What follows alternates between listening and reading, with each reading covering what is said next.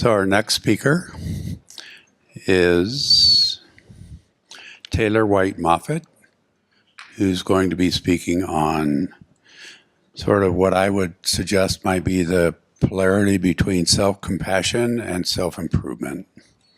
So please welcome Taylor White Moffit.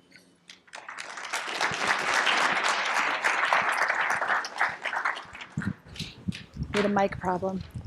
Thank you. We had a mic problem, but we're good. Thanks. Thank you. Thank you, Larry, for the invitation. 2:45 p.m. on a Friday is a bit of the kiss of death. So if you're capable, would you please stand? And in your standing, would you take a big breath in and raise your arms up high? And then let out some sound and breath and exhale.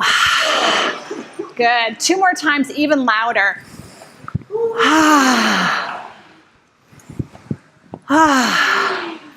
Thank you so much. If you feel the need to kind of just stretch, your lunch is digesting, you're getting a little sleepy, just jog your system to at least hope we can get you through 30 to 45 minutes. And when you're ready, online or in the space, just have a seat. Thank you so much for being here. Thank you, Dr. Sozi, for your amazing presentation, and Larry for hosting this incredible event. About 6 months ago, on November 13th, my husband was driving home, a route he takes regularly, and he was rear-ended. And he experienced a very serious concussion. And for the last 6 months, what's happened is 2 things. One, he's had a lot of physical pain, headaches, and difficulty. Raise your hand if you've experienced physical pain in your lifetime. Hands up high. Okay. Now, the other thing that's happened is he's had a tremendous amount of emotional pain. Why me? Why am I going through this? Maybe I should be doing it differently. I should be doing it better. Raise your hand if you've had emotional pain. So what we're going to talk about today is the confluence of physical pain and emotional pain, and where our suffering really lies for each of us, and how we can thrive in a world that wired us for survival. So what we want to talk about today is the experience of self-compassion. What my husband began to unravel and travel through was initially he was having an experience of tremendous discomfort and dislocation of life. He was, for the first 6 weeks, in our bedroom or downstairs. He could really not even know sort of what he was missing and what was happening. Then the next 6 weeks, he began to sort of crawl out of that hole. And then for the following weeks, he began to improve and actually start to climb. As his caretaker, I could really see that because I had this objectivity. How many of you have been a caretaker for someone in your life who's had a suffering or struggle? Raise your hand high. Okay, so about 3 weeks ago, we're in Amsterdam. And if you know, you know, we rented bikes in downtown Amsterdam. And we decided to ride our bikes through the city onto a ferry and head north. And we got outside the bike rental shop, and all of a sudden, I had all of these feelings. I thought, oh my God, why do I have to do this? Why do I have to be in charge? Why can't my partner figure this out? Why do I have to sign the paperwork? Why do I have to run my credit card through? Why do I have to map us? Why do I have to care for them? And then I panicked and I thought, oh my God, what if he gets hit by a car? What if he can't navigate this? What if I'm stressing his concussion worse?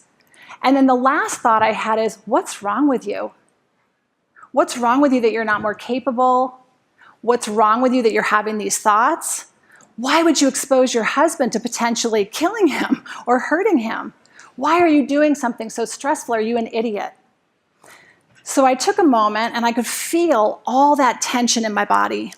And what I realized was, in the human experience, there's what's happening to us, the concussion, or a bike rental, or caregiving, and then there's our reaction to it. And typically, the human experience is that our reaction to it is self-critical, it's judgmental, it's self-aggressive, and it's shaming. And in that moment, I felt all this tension in my body, and I said to myself, you have a couple choices here, Taylor. You can walk the bikes back in and say, I'm not up for adulting today, we're not gonna ride bikes. You could ride through Amsterdam and have so much tension in your body and start shouting to your husband, watch out for the cars, watch out for the bikes, and have a miserable experience. Or you could remember that life is about allowing the human experience to fully move through us, and you could behave like you remembered behaving like a child on a bike with freedom and ease. So I'm happy to report that I chose the freedom and ease, and we had a really great time, and he wasn't killed. He's here today, which is great to say, and he's doing great. But what I want to talk about today with all of you is that self-improvement is the aggressive path that most of us were taught when we go into what we call a threat response. In the moment my husband was hit by a car, his health and safety was threatened. As I began to caretake him, my sense of his experience, our relationship, and his future and our future felt threatened. The moment we were going to ride bikes in Amsterdam, which again, if you know, it's quite threatening, was a moment of threat. And in threat, we feel vulnerable. And when we lose our capacity to stay vulnerable, we have three choices: fight, flight, or freeze. So let's talk a little bit about what self-compassion is and isn't. Self-compassion is the capacity to move towards yourself with warmth and kindness and tenderness in the face of threat or suffering. Self-compassion is simply turning towards yourself. Self-compassion offers us in any given moment a chance to be present, to be grounded, to be available, to be creative, to find solutions, to find peace, to find contentment. Self-improvement is the path that we get on when we don't want to be in the discomfort that we're in, when we don't want to experience the threat that we're experiencing. And self-improvement says, if I go to my head and I start trying to figure it out, then maybe I can future cast, but I know what I can do is get out of this uncomfortable moment that I'm in. So I had you stand up because at 2:45 on a Friday after lunch, how many of you were sleepy? Raise your hands. Yeah, and then what's interesting is how often we feel sleepy. And do you ever find yourself talking to someone and you're yawning? And you're not covering to be polite, but you feel like you might insult them if you yawn? We start to hide the human experience because we don't give ourselves permission to be fully human. Self-compassion, along with moving towards ourselves and tending to ourselves, also simply says it all belongs. So as I've watched my husband navigate this concussion, he's been absolutely blindsided, he's been sick, he's been tired, he's been shut down, he's been angry, he's been confused, he's been sad, he's been lonely, and it all belongs. Self-compassion says whatever it is you're feeling, whatever it is you're noticing, the sooner you can feel it, the sooner you can allow it to belong, you can stop this incessant pattern that we tend to have to try to improve, to try to get away from it, to try to be better, because we were taught in childhood that it is absolutely a potential threat to tell our caregivers we're suffering, to raise our hand and say, this isn't kind of going the way I wanted. I have some requests here of you, my parents. In childhood, we developed the costumes we call our personality. Your personality is the costume you developed to survive childhood. No matter what your childhood was, it had bumps. You had direct hits and conflict and traumas, and you had misses, right? I think it's Oprah and somebody who wrote a book called What Happened to You. The other book that desperately needs to be written is What Didn't Happen for You. So no matter how wonderful or difficult your childhood was, what we know for sure is that you had hits and misses.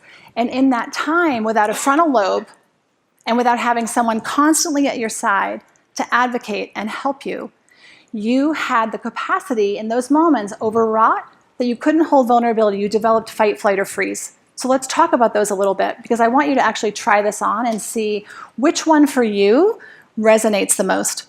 So, fight is our process of self-aggression. And the way that shows up is we're hyperproductive, we are overworking, we are people pleasers, we are aggressive towards ourselves or others, we have really high expectations. We have a capacity that when we feel a threat, we are going to become a threat to the threat. And that's what the fight response does. If we have a flight response, we are going to try to escape or outrun the threat. So what that can look like is literally getting up and physically leaving the space. It can mean not speaking and sharing what we think, what we feel, important data that the world needs to hear because we've gotten feedback they don't want to hear it. When we have a fight, flight, and then we have a freeze response, which is trying to become invisible to the threat. We try to become physically small with an eating disorder. We try to become quiet and sit in the back of the room or have very little wants and needs. We try to find a way to be invisible to the threat that we perceive that's in front of us. So our options when we lose our vulnerability are to find ourselves through fight, flight, or freeze. So I'd like you to take a moment, feel free to soften or close your eyes, and I'd like you to notice just something that was difficult for you just in the last few days. Could be quite small. You spilled your coffee, you were late getting here. I'd like you to notice what response came up for you. Did you get self-aggressive and blame yourself? Did you try to go into overproductivity and fix it? Did you go into flight and try to blame someone else, leave the situation, run away? Did you go into freeze and you tried to become invisible, small, quiet, so that you were not a threat to the threat? Then what I'd like you to do is notice, can you feel that in your body? Because when I stood outside that bike shop in Amsterdam, my entire body was humming. My entire body was tense. And my body was letting me know you're in a fight, flight, or freeze response. So as you come back to the space and you start to get curious, what's my typical response? Don't be overwhelmed if you're like, I actually do all three. Because typically, we are very skilled at doing all three. And at the same time, we tend to favor one based on our childhood. For example, when there was conflict in my home, my sister was the queen of, before you even knew it, you'd look around and be like, where'd she go? She was like Waldo. Where's Barrett? She was gone. She always used to go in her bedroom. And even in her 60s, she still does that. If there's a conflict, she leaves the table, and before you know it, you're like, oh, she's gone. Whereas I learned to come out swinging with my words. I could level people, unfortunately, in about a sentence.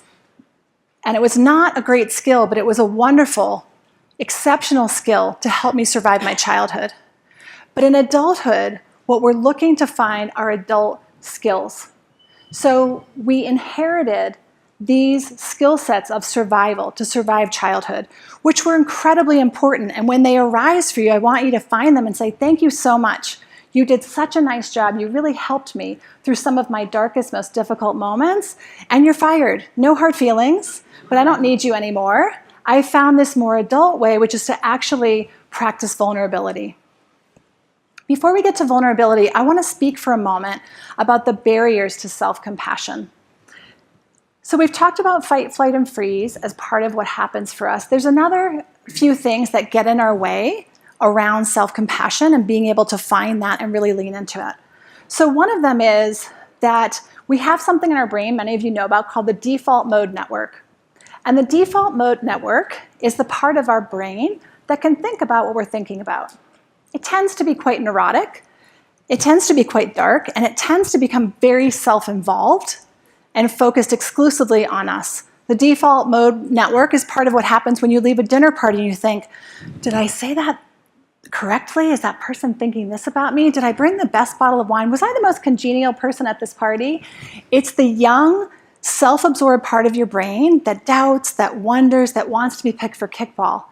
That part of your brain is an important part of your awareness, of your neurobiology that gets in the way of self-compassion. We are wired for pleasure, or what we think will bring us pleasure, and we're wired to avoid discomfort. So again, a show of hands. If you've run a yellow light, would you raise your hand? And if you keep it up, if you drank your morning coffee or tea when it's too hot. Did you know better? Yeah, but you see, we know better, and I think it's Cheryl Strayed who said, every time I did a dumbass thing, I knew it was a dumbass thing the moment I was doing it. That there is a part of our biology that is really the pleasure-seeking human, and there's a part of us that says, I want no part of discomfort. And the Buddhists would say, in that space, that's where all of our suffering lives. So self-compassion is this capacity to turn towards ourselves, to move towards ourselves with the warmth, with the care, with the love we would provide family members, friends that we care so deeply and greatly about. The barriers that get in the way of self-compassion are these processes of fight, flight, and freeze, and they are also our neurology. But here are the great pieces that we get to work with. The brain has a plastic capacity. It's simply put as neuroplasticity, which means the patterns, the pathways of the brain can change. And so for self-compassion, I want to give you 2 tools today that you can take away. They're free, they're replicable, you can teach them to everybody you know and love, and especially your enemies, because this will benefit everyone. The first one I want to teach you is where we started, and it's called the pause. When you take a moment to check in, when you take a moment to slow down, when you take a moment to think before you speak, you are providing yourself with self-compassion. You are opening up the possibility of awareness, and you are actually building your tolerance for discomfort and vulnerability. And if we want to do hard things, especially when life calls upon us to do hard things that we didn't want to do, we must keep growing our capacity for discomfort. So the pause is where a lot of the power of our lives live. So in this moment, I'm going to ask you to take a pause. I'm going to ask you to make contact with what I call our anchors. One is a hand on your belly, and one is a hand on your heart. And I'd like you to just soften or close your eyes. And I'd like you to put your attention right underneath both your hands. Notice that your mind might want to pull you out. Don't make it wrong. It's all belonging. But notice the temperature of your hands or the clothing or skin that you're making contact with. Then I'd like you to notice the way I think we experience our nervous systems, which is the miles per hour your nervous system is traveling. Imagine your nervous system was the engine of a car. Is it going 175 miles an hour right now? Is it going 20?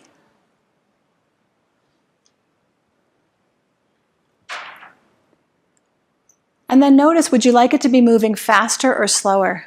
Or are you content with where it is?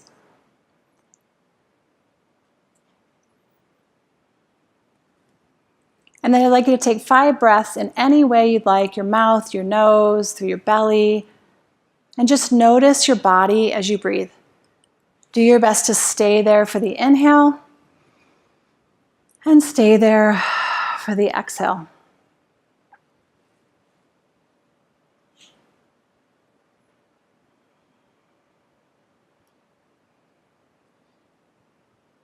And in these last moments, what I'd like you to ask yourself are these 3 questions. Who's in there? What do I need? And what do I want?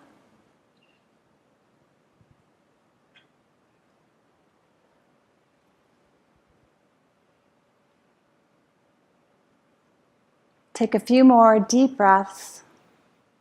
Notice if your body is giving you any feedback by physical sensation, emotion, information. And when you feel ready, bring yourself back to the space, blinking your eyes open, softening your hands. You're welcome to keep them there.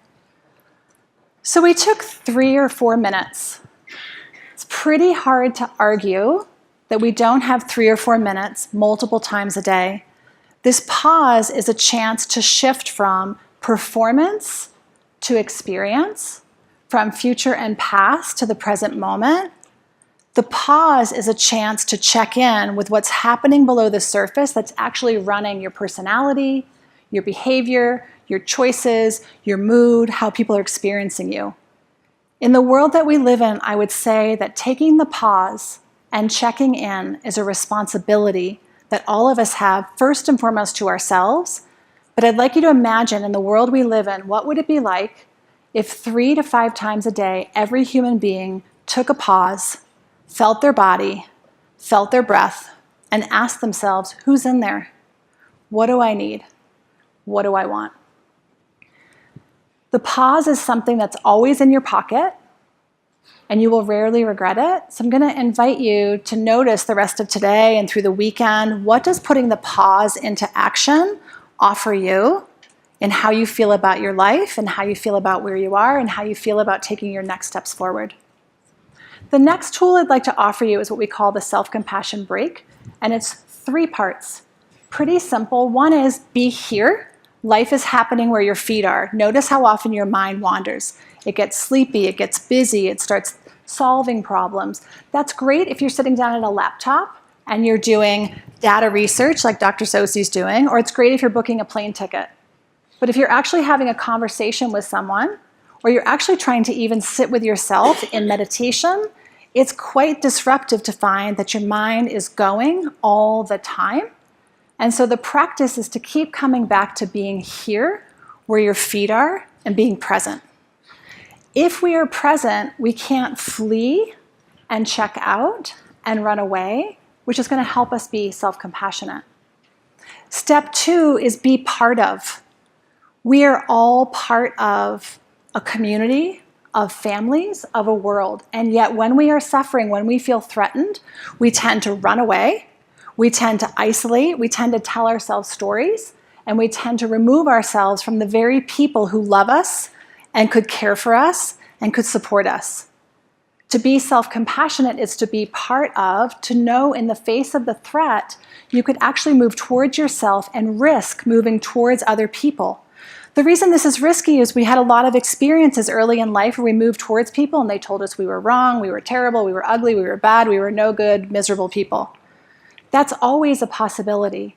But first, being a part of a relationship with yourself, and second, being a part of a relationship with others is inherent. We are wired for connection and community. So how we deal with that threat and vulnerability in self-compassion is we be mindful of being here right now, and then we are being a part of. The last thing is we're learning to simply be kind to ourselves. And this might be the most radical thing I tell you all afternoon, is that if you think about someone you love and you think about their suffering, I want to share a couple stories. In the last couple weeks, I have a friend who's been trying to get pregnant for years. I have a friend who's backed into her garage door twice. And I have a friend who came back from a wildly fabulous hiking trip and was injured and went to the gym and was really hard on herself that she wasn't like coming out of the gate hot. Can anybody relate to these stories? Yeah, so those are what I would call human experiences. And when these people conveyed these human experiences to me, my heart felt a little bit like the Grinch. It got a little bigger. I thought like, oh gosh, do I know that feeling of wanting something and it's not happening, feeling pain and not being able to move the way I want to, making a mistake that seems so silly and yet it's a human mistake. And so it's never a problem for us typically to be kind to others, but it's quite radical to be kind to ourselves.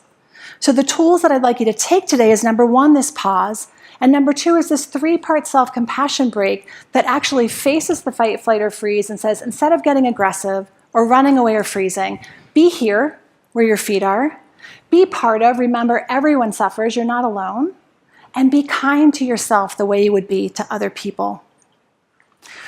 What I think is so important is that we practice this because a lot of you are sitting nodding, agreeing, not thinking like this is too terribly strange.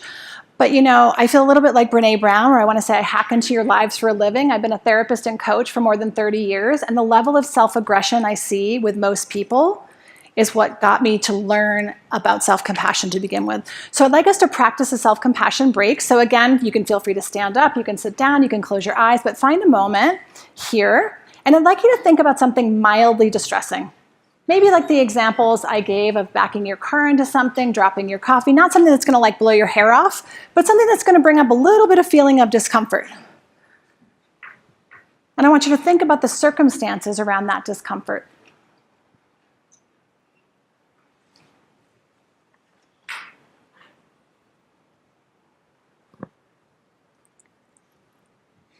And now what I'd like you to do is ask yourself to be just present with it. Notice that if your mind's wanting to change it, or fix it, or solve it, or justify or defend it, can you actually just observe it as though you were a detective? Just the facts. Just watch it and notice. Notice the feelings it evokes in your body. Notice the emotions that come up. And can you shift from participant to witness?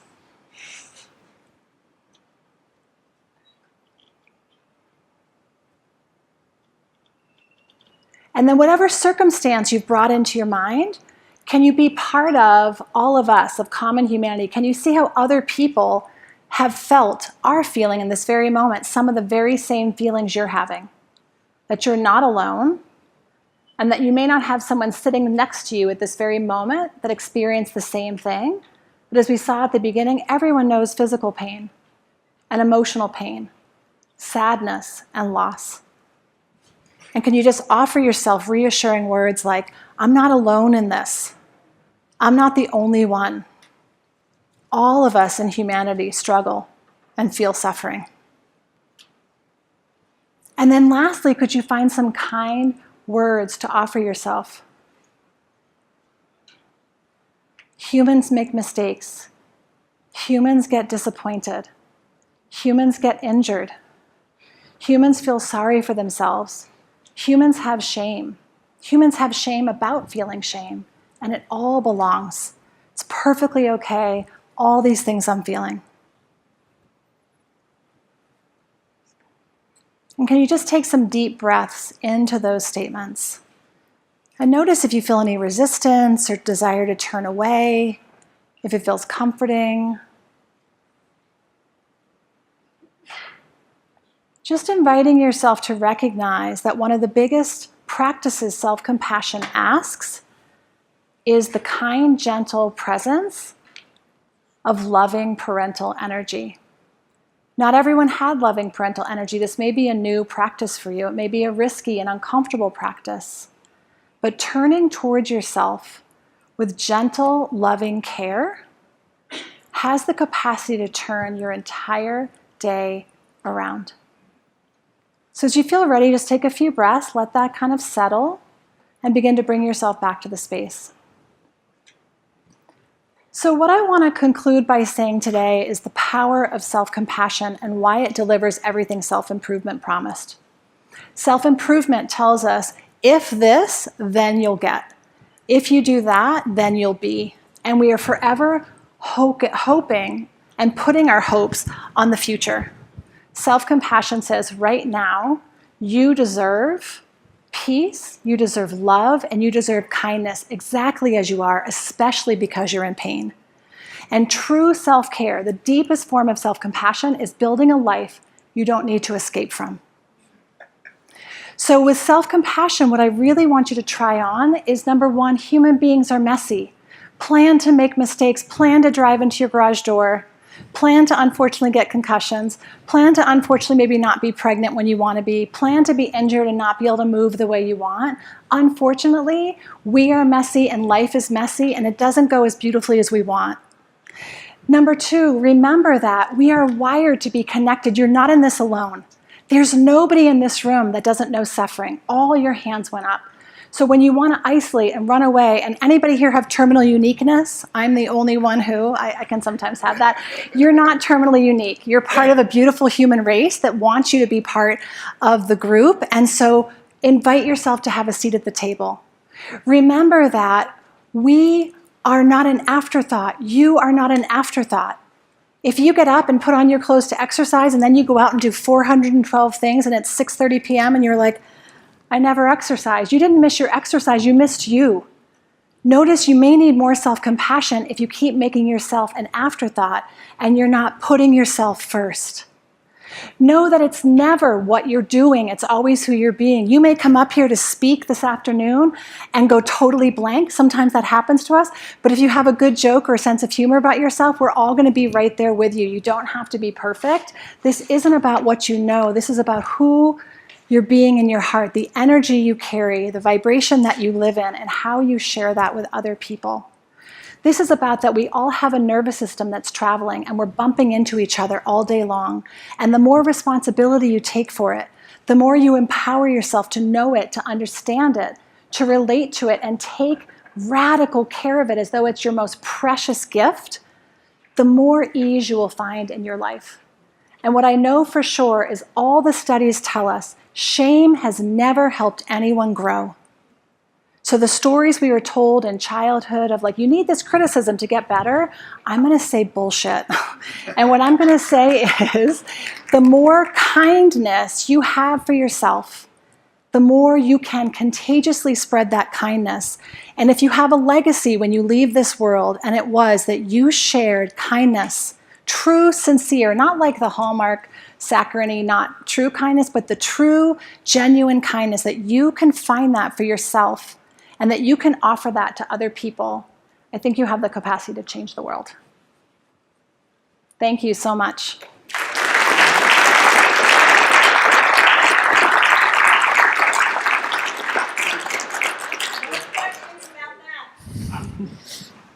Thank you. You're welcome. Are you open for questions? Sure.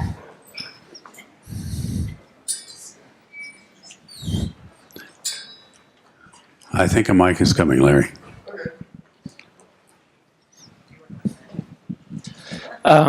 So you talked a little bit about kind of the story that we tell ourselves, and you talked about being at the bike rental shop and these different stories about, gosh, I'm going to give my husband a concussion, or I'm going to have a terrible time riding around, or I'm going to be stressed out by having to do all the adulting. And you also talked about, I forget what the term was a kind of the default mode network that we all have, which I guess is the metacognition part. And it seems like you need to use that part to be able to notice you're telling yourself a story and then figure out if that's a useful story or not. So how do we retrain that part of ourselves to be less critical and be more useful? Or is it a matter of retraining that? Am I thinking about it the wrong way? So that's a beautiful question. And I think the great thing is there's lots of ways to answer it and come at it. For me, I would say coming through the body was the fastest shift. I spent most of my childhood trying to use my brain to outsmart myself, and it was much smarter than me, so it wasn't working. So in going through my body, what actually came to me in the first moment outside the bike shop was all the tension in my body. And the tension was actually what cued my awareness to have all those thoughts. And that's where I was able to say, wait a minute, you have a choice here. So for me personally, embodiment has been the complete game changer of being able to take a moment, feel into my system, and know that from there, that's the truest place I can come from. I think to your point, you can try to retrain, but your DNS system is wired for fight, flight, or freeze. It's wired for survival. It goes back to a long time ago when we needed more survival than we need now. Now we kind of perceive everything as a threat, especially emotional things.